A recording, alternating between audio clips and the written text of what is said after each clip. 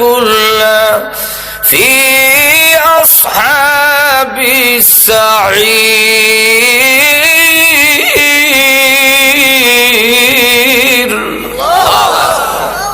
যদি মনোযোগ দিয়ে শুনতাম লাউ কুন্না নাসমাউ মনোযোগ দিয়ে যদি শুনতাম আও নাকিলু ভালো করে যদি অনুধাবন করতাম বুঝতাম যে হুজুর কি বলতেছে কি বুঝাইতে চায় হুজুর এখন ঠিক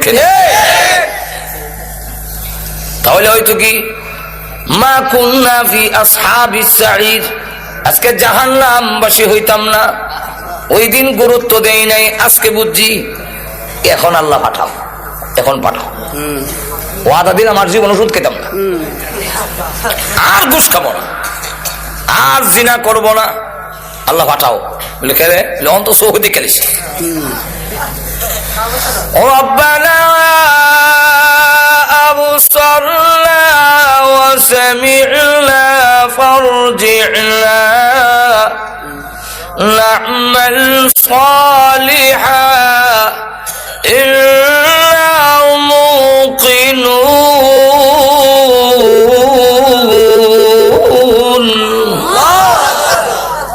আল্লাহ এখন চোখে দেখছি যে আযাব ভয়াবহ আযাব এখন চোখে দেখতেছি ওয়াসামি'না কানে শুনতেছি কে যে চিৎকার প্রভু হ্যাঁ এখন চোখে দেখি কানে শুনি সোহেলপুরের গুরুস্থানে যখন আযাব শুরু হয়েছে মিশরের গুরুস্থানের মানুষ আতঙ্কিত কাঁপতেছে এখন চোখে দেখি আল্লাহর নবী বলেন উম্মতেরা যদি আমি আল্লাহর কাছে দোয়া করতাম আল্লাহ আমার উম্মতকে কবরের আযাব দেখায়া দাও আমি দোয়া করি না কেন করি না জানোস নি আল্লাহ তাদাফানু তোমার বাবার লাশ লইয়া তুমি কবরও যাইবা না মার লাশ লইয়া কবরও যাইবা না জোরে কোন ঠিক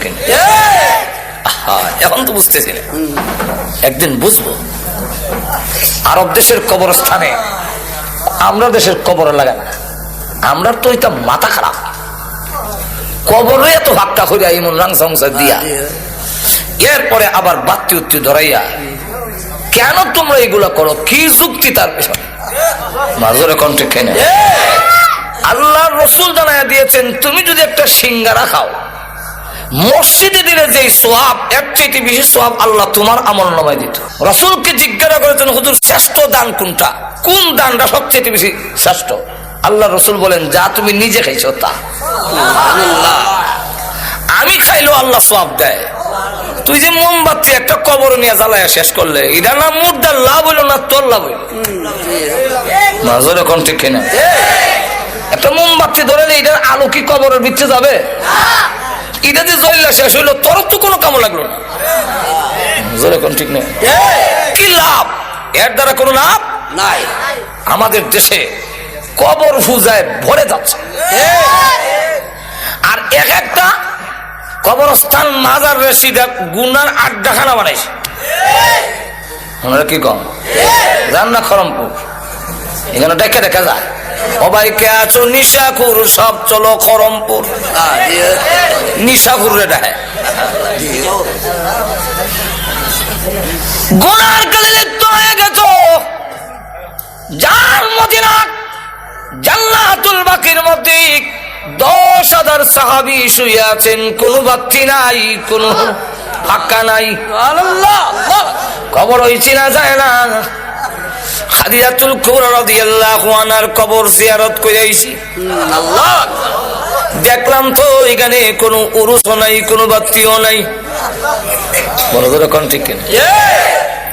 আর আমরা দেশের মাথা খারাপ, শয়তান এক একটা গুনার আড্ডাখানা জমাইছে, গাঞ্জা খাওয়ার, জুয়া খেলার, নারী পুরুষ একত্রিত হইয়া গুনার কাজ করার এক একটা আড্ডাখানা জমাইছে।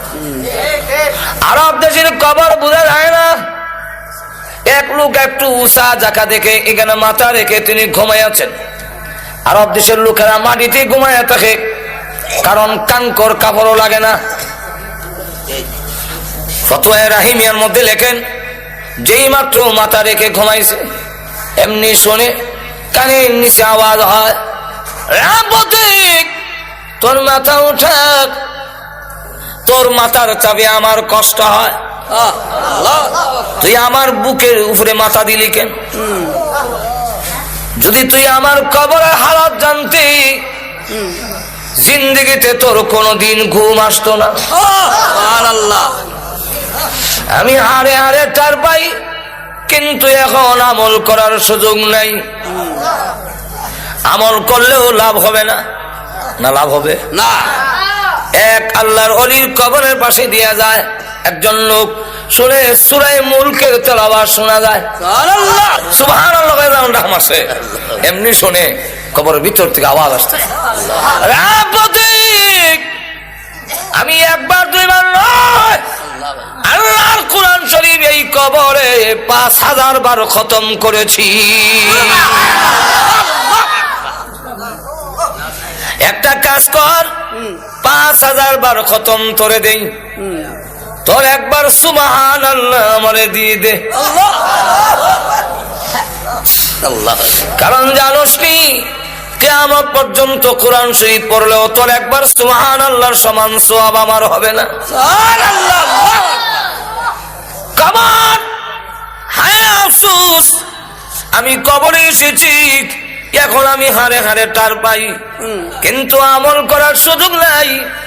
তোমাদের আমল করার সুযোগ আছে, কিন্তু গাফেল হইয়া তোমরা বসে আছো। ঠিক কিনা? কবরের আযাব যদি দেখতে, নবী বলেন আমি দেখি। সাহাবীরা নবীর কথায় এই জন্যে, তারা তো অনেক নবীর দৃশ্য ডাইরেক্ট দেখেছেন, এই জন্য খাদিজাতুল কুবরা রাদিয়াল্লাহু আনহা কাঁদলেন। পৃথিবী থেকে বিদায় হওয়ার সময় আল্লাহ নবী বলেন, কান্দো কেন? নবী গো, কান্দার দুইটা কারণ, একটা হলো আপনার জন্য, আর একটা হলো আমার নিজের জন্য। আমার জন্য কেন কান্দো? ওগো নবীজি, এতদিন আমি আপনার পাশে ছিলাম, কাফেররা আপনার গায়ে আঘাত করতে সাহস পাইনি। খাদিজাতুল কুবরা রাদিয়াল্লাহু আনহা কুরাইশের মধ্যে একজন শিল্পপতি ধনাঢ্য মহিলা, আবার তার একটা প্রভাব ছিল কুরাইশদের উপরে। এই কারণে নবীজি যখন দাওয়াত দেয়, পাশে দাঁড়ায় থাকেন খাদিজাতুল কুবরা, কারণ তখনও পর্দার বিধান নাজিল হয় নাই। আল্লাহর নবী যখন হাতে কাঁধে মাজারে দাওয়াত দেয়, লোকেরা এসে দেখে খাদিজা পাশে দাঁড়ানো, আল্লাহু আকবার, সাহস পায় না আঘাত করতে। খাদিজাতুল কুবরা বলেন, ওগো নবীজি, আমি যখন বিদায়ী হয়ে যাব, আপনার পাশে কে দাঁড়াবে? এই জন্য আমি কান্দি।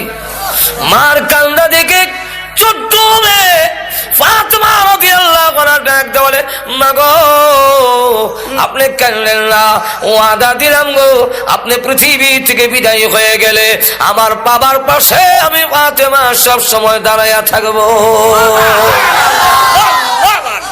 এই জন্যে রাসূল যখন দাওয়াত দিতেন, ছোট্ট একটা মেয়ে কোমর ধরে রাখতেন, আল্লাহ, এই মেয়ের নাম ফাতেমা। সুবহানাল্লাহ। এখন নবীজি, 2 নম্বরটা হলো আমার জন্য কান্দি আমি পৃথিবী থেকে বিদায় হয়ে গিয়া কবরের যে কোনো সামান নাই, আল্লাহ, কি নিয়ে যাব? আমার যে কোনো সামান নাই। আপনারা বলেছেন কবরে চাপ দিবে, আল্লাহ। নবীজি আঙ্গুল দেখে বলেন, এইভাবে একটা হাড্ডি আর একটা হাড্ডির ভিতরে ঢুকে যাবে। এখন নবীজি, এইভাবে যদি হয়, আমি খাদিজার ভয় লাগে, আমার যে কোনো সামান নাই, সামান নাই, অথচ আল্লাহ সালাম পাইছেন। আল্লাহ একটু জোরে কর না। হাদিস শরীফের মধ্যে আসছে, আল্লাহর নবীর দরবারে খাবার নিয়ে আসতেছেন, প্লেট দিয়ে জিবরাইল নবীজির কাছে বসা। এমনি জিবরাইল বলেন, ওগো নবীজি, আপনার খাদিজাকে এই মুহূর্তে মহান আল্লাহ সালাম দিয়েছেন। 10 জন পুরুষকে আল্লাহ জান্নাতের সার্টিফিকেট দিয়েছেন, ঠিক তেমনি ভাবে এই পৃথিবীর 10 জন মহিলাকেও জান্নাতের সার্টিফিকেট দিয়েছে। ইসলাম নারীকে যে ইজ্জত দিয়েছে, পৃথিবীর কোন ইসলাম, পৃথিবীর কোন তন্ত্র মন্ত্র মহিলার এই ইজ্জত দিতে পারবে না। সুতরাং মহিলাদের ইজ্জত দেওয়ার জন্য আল্লাহ পর্দার বিধান দিয়েছেন, নারীর অবরোধের জন্য নয়। যারা কিনা আল্লাহর চাইতে নারীর পক্ষে বেশি দরদ দেখায়, এদের মতলব বড় না, এদের পুরুষের গাঠটি নারীর মাথায় চাপায় দেওয়ার ষড়যন্ত্র করছে।